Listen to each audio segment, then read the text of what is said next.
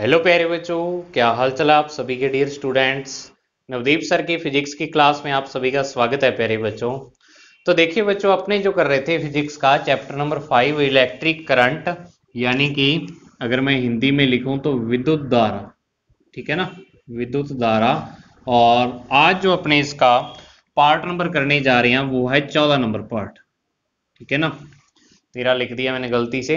14 number part अपने इसका करने जा रहे हैं। और आज का देखो जो अपना टॉपिक है वो है प्रतिरोधों का समांतर क्रम संयोजन, पैरेलल कॉम्बिनेशन ऑफ रेजिस्टेंसेस। ठीक है, प्रतिरोधों का समांतर क्रम संयोजन अपने को पढ़ना है। पिछली वीडियो में अपने श्रेणी क्रम संयोजन पढ़ा था और जो उसमें तुल्य प्रतिरोध निकाला था वो क्या आया था बच्चों, देखो R equivalent is equal to R1 plus R2 plus R3 dash dash करके आ रहे, ये वाला आया था। ठीक है, और एक चीज मैं उसमें आपको और बतानी भूल गया, वो देखो आप क्या, कि उसमें अपने जो विभवांतर लिखा था वो I1 IR1, क्योंकि उसमें विभवांतर का मान भिन्न भिन्न होता है, V3 is equal to IR3। तो अगर मैं यहाँ पे अनुपात निकालू ना V1 V2 V3 dash dash करते हुए, तो ये क्या आएगा, IR1 अनुपात IR2 अनुपात IR3 और डैश डैश। तो आई से आई कैंसिल होता जाएगा, तो मतलब जो वोल्टता का अनुपात है वो प्रतिरोधों के अनुपात के बराबर होगा। मतलब अगर एक प्रतिरोध बड़ा है तो उसकी वोल्टता ज्यादा आएगी, जो दूसरा प्रतिरोध छोटा है तो उस पर वोल्टता का मान क्या होगा, कम होगा। ठीक है ना। तो आप ये चीज नोट कर लेना कि वोल्टता का अनुपात बराबर प्रतिरोधों का अनुपात, अनुपात बराबर होता है। ठीक है, कि अगर मान लो आपको मैं ऐसे कह दूं भी एक 4 ओम का प्रतिरोध और एक 2 ओम का प्रतिरोध है, और आपने यहां पर क्या कर रखा है कि जैसे मान लो 9 वोल्ट की बैटरी लगा रखी है। ठीक है, तो अब जो वोल्टेज आएगी इस पर 6 वोल्ट आएगी और इस पर 3 वोल्ट, यानी इससे आधी आएगी, क्योंकि प्रतिरोध आधा है तो वोल्टेज भी क्या आएगी, आधी आएगी उस पर। मतलब कि वोल्टताओं का अनुपात प्रतिरोधों के अनुपात के क्या होता है बच्चों, बराबर होता है। तो ये चीज आप जरूर नोट कर लेना, उसमें ये मैं पिछली वीडियो में बताना भूल गया था। अब देखो जो अपना आज का टॉपिक है उसको स्टार्ट करते हैं। पहले समांतर क्रम संयोजन की परिभाषा।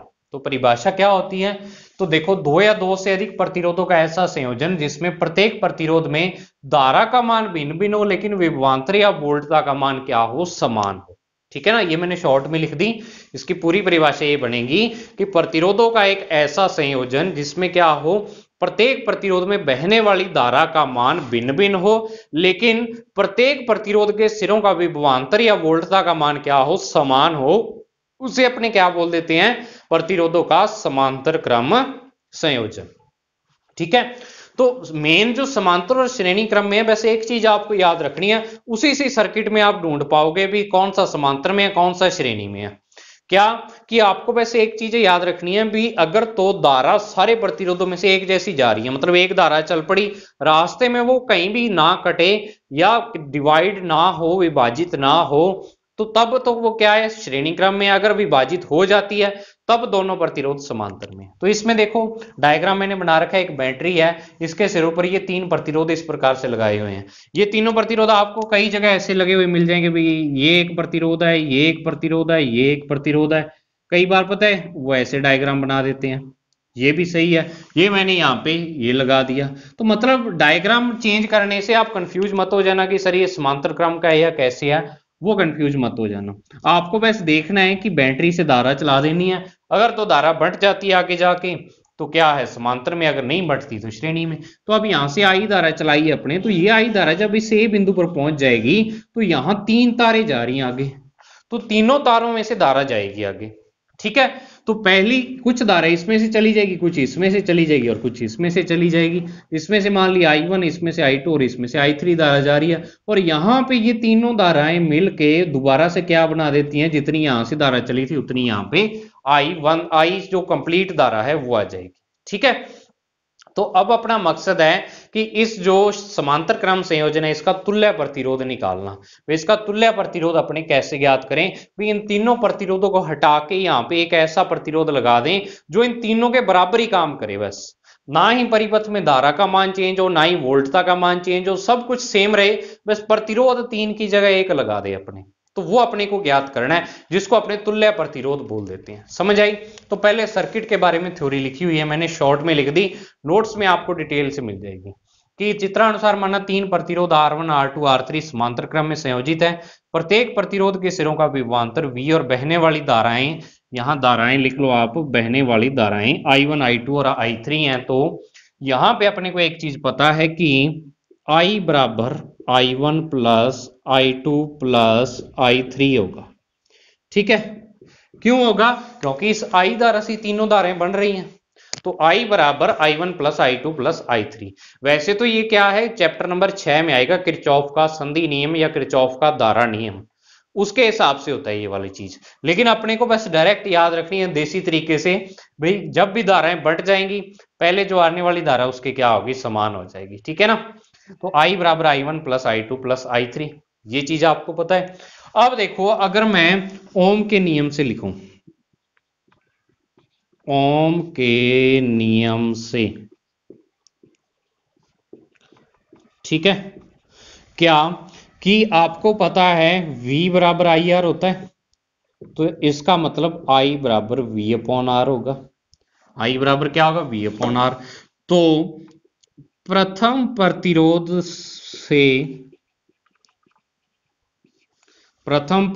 से गुजरने वाली धारा जो I1 होगी, तो उसके लिए V बटा R1 आ जाएगा। क्योंकि देखो V का मान हर एक प्रतिरोध के लिए समान है। क्यों समान है? क्योंकि इस बैटरी के सिरों पर ये डायरेक्ट लगाए हुए हैं। अगर आप बैटरी, मान लो ये बैटरी है आपके पास और यहां इसके सिरों पर डायरेक्ट ऐसे एक प्रतिरोध लगा देते हो, तो अब आपको कहें भी बैटरी 10 वोल्ट की है तो इसके सिरों का विभवांतर, मतलब इन दो पॉइंट के मध्य विभवांतर ज्ञात करो, तो वो भी आप कहोगे 10 वोल्ट है।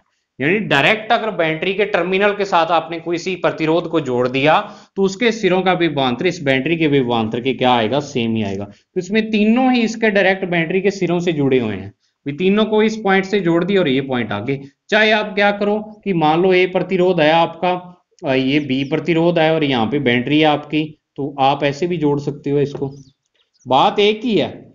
ठीक है, अपने क्या कर दिया, ये ए और बी पॉइंट है, इनको थोड़ा अलग बना के लिख दिया, एक ही बात है। इसमें आपको कंफ्यूज होने की जरूरत नहीं है बच्चों, समझ आई बात इतनी। तो देखो पहले जो प्रतिरोध है उससे गुजरने वाली धारा ओम के नियम से V बटा R1 है। ठीक है, इसी तरह अगर मैं कहूं द्वितीय प्रतिरोध से गुजरने वाली धारा, तो ये I2 का मान क्या हो जाएगा, V बटा में R2। और तृतीय प्रतिरोध से यानी तीसरे प्रतिरोध से जो गुजरने वाली धारा होगी वो I3 क्या हो जाएगी, V बटा R3 हो जाएगी। समझ आई बात। अब आपने क्या करना है, इन तीनों के मान उठा के यहां रख देने हैं कि I1 I2 व I3 के मान किस में रखने, आपने समीकरण 1 में रखने पर 1 में रख देने हैं। तो क्या आ जाएगा आपके पास, देखो I is equal to V बटा R1 V बटा R2 V बटा R3, या I इज इक्वल टू, यहाँ पे कॉमन क्या आ रहा है, तीनों में V आ रहा है ना बच्चों, तो 1 बटा R1 1 बटा R2 1 बटा R3 ये आ रहा है। ठीक है, इसको समीकरण नंबर दे दो 2। अब पुनः यदि परिपथ का तुल्य प्रतिरोध क्या होता है, जो इस परिपथ का कुल प्रतिरोध है, मतलब तीनों जो प्रतिरोध मिला के जो कुल प्रतिरोध आ रहा है, तुल्य प्रतिरोध R इक्विवेलेंट है, तो I is equal to V upon R equivalent. क्यों R इक्विवेलेंट, R की ई क्यू अपने तुल्य मानते हैं, या आपको कई जगह ये RP लिखा हुआ भी मिलेगा, P पैरेलल से आ जाता है, आप कोई भी लिख लो। आपकी बुक में R इक्विवेलेंट लिखा है तो मैं R इक्विवेलेंट लिख रहा हूं, इक्विवेलेंट मतलब तुल्य। ठीक है, तो अब देखो अगर तुल्य प्रतिरोध अपने मान रहे हैं तो तुल्य यानी कुल प्रतिरोध क्या आएगा, कुल वोल्टता बटा कुल धारा जो आएगी वो क्या आएगी ओम के नियम से, ये देखो I is equal to V upon R, तो कुल धारा I है, कुल वोल्टता V और कुल प्रतिरोध कितना है R इक्विवेलेंट है, तो ये आ जाएगी। ठीक है, अब अगर अपने समीकरण 2 और 3 को तुलना करें तो ये भी I के बराबर है और ये भी I के बराबर है, तो समीकरण 2 व 3 से तो क्या आ जाएगा, यहाँ पे देखो आप इस I की जगह पे यहाँ V equivalent V upon R equivalent रख दो, V अपॉन R इक्विवेलेंट बराबर V अपॉन 1/R1, 1/R2 और 1/R3। तो V से V कैंसिल, तो 1/R इक्विलेंट बराबर 1/R1, 1/R2 और 1/R3। ये क्या आ गया आपके पास, तुल्य प्रतिरोध का सूत्र आ गया है दिए गए परिपथ के लिए। ठीक है, अब इसमें एक कंडीशन लगाते हैं अपने, जो कंडीशन यानी इस फॉर्मूले का सामान्यीकरण या जनरलाइजेशन करते हैं कि यदि n प्रतिरोध समांतर क्रम में संयोजित हो, समांतर क्रम में संयोजित हो, तो n प्रतिरोध अगर समांतर क्रम में लगे हैं तो आप देखो तुल्य प्रतिरोध अपने क्या लिखेंगे, 1/R इक्विलेंट बराबर 1/R1, 1/R2, 1/R3 और डैश डैश करते हुए 1/Rn। ठीक है, ये आ जाएगा।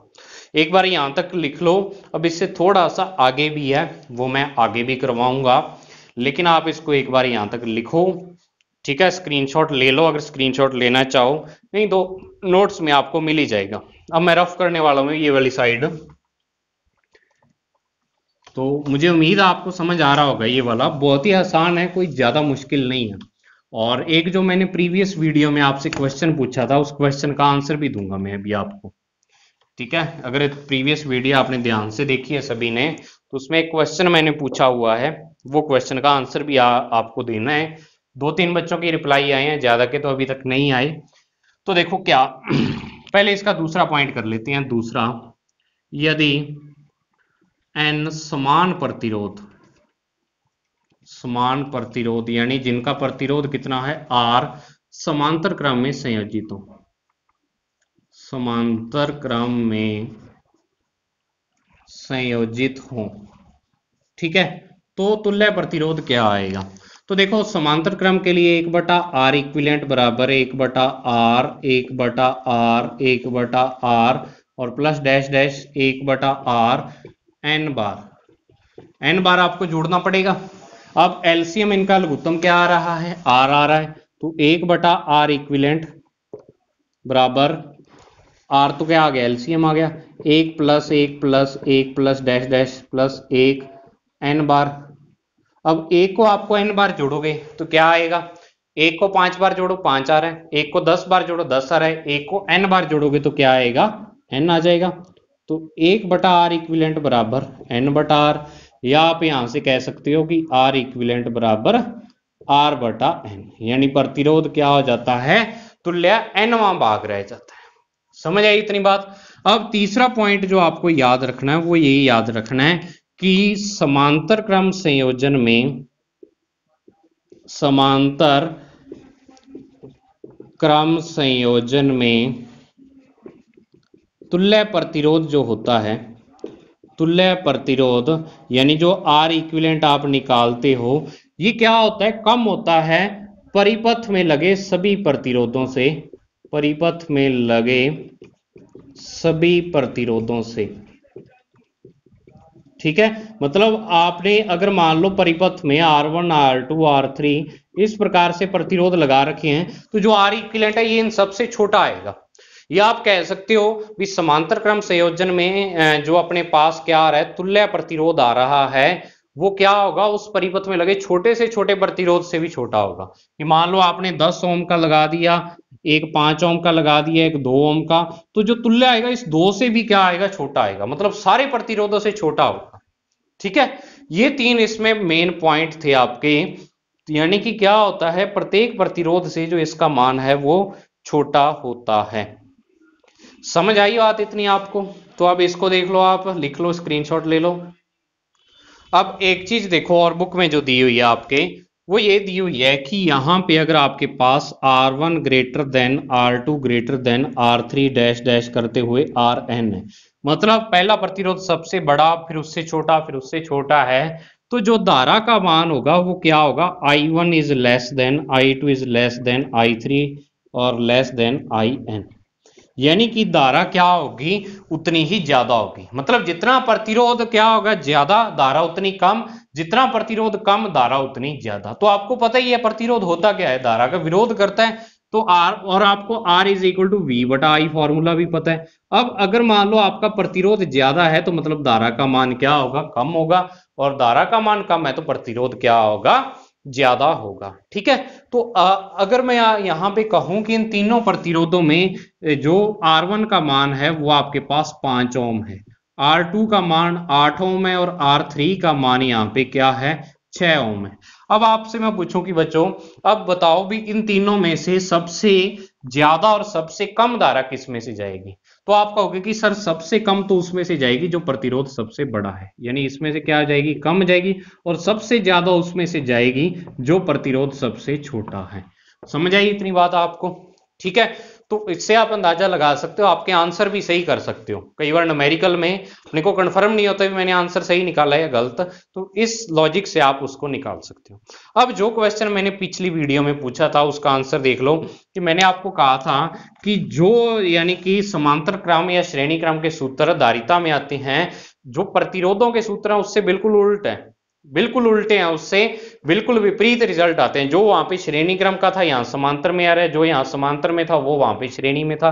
तो उसका रीजन देख लो कि यहां पर अपने प्रतिरोध का मान निकालते हैं R is equal to V upon I से, लेकिन वहां धारिता अपने निकाल रहे थे C is equal to Q upon V से। तो अब अगर मैं यहाँ पे देखूं तो प्रतिरोध तो क्या है इस वोल्टेज के या वोल्टता के समानुपाती है, लेकिन धारिता क्या है इसके व्युत्क्रमानुपाती है। तो V के मान चेंज होने से, क्योंकि देखो दोनों ही सूत्रों में अगर मैं कॉमन चीज कहूं तो ये V है, क्योंकि I और Q वैसे तो एक दूसरे से संबंधित होते हैं। ठीक है, Q is equal to I T होता है वैसे तो, लेकिन डायरेक्टली यहाँ पे नहीं है, डायरेक्ट एक ही चीज आ रही है V। तो इसमें तो V क्या है, समानुपाती आ रहा है, और इसमें व्युत्क्रमानुपाती आ रहा है। मतलब V का मान बदल रहा है, एक में समानुपाती है एक में व्युत्क्रमानुपाती है। मतलब एक में प्रतिरोध क्या है आपका, जो जो प्रतिरोधों के रिजल्ट आ रहे हैं वो क्या है, धारिता के क्या आ रहे हैं, विपरीत आ रहे हैं। ठीक है, क्योंकि वोल्टता क्या आ रही है, भिन्न भिन्न तरीके से आ रही है दोनों में। तो इस कारण मैथमेटिकल कारण है इसका, और कोई कारण नहीं है। तो ये था बच्चों अपना आज का टॉपिक, जो प्रतिरोधों का समांतर क्रम संयोजन है। तो प्रतिरोधों वाला टॉपिक यहाँ पे कंप्लीट होता है। अब आगे स्टार्ट होंगे सेल अपने। ठीक है, जो सेल या बैटरी होती हैं, बैटरियों को जोड़ेंगे अपने समांतर और श्रेणी क्रम में। तो एक तो सबसे पहले इंट्रोडक्शन है, ठीक है, 2-3 परिभाषाएं हैं मेन बहुत ही अच्छी परिभाषाएं हैं। फिर उसके बाद सेलों का संयोजन, और लास्ट में एक टॉपिक पड़ा है विद्युत शक्ति। बिल्कुल छोटा सा टॉपिक है, एक दिन का, कोई ज्यादा लंबा चौड़ा टॉपिक नहीं है। तो इतना टॉपिक आप तैयार करो, इससे संबंधित न्यूमेरिकल भी दिए हुए हैं पीछे, वो करके देखो। मिलते हैं नेक्स्ट वीडियो में, तब तक के लिए thank you, have a nice day प्यारे बच्चे।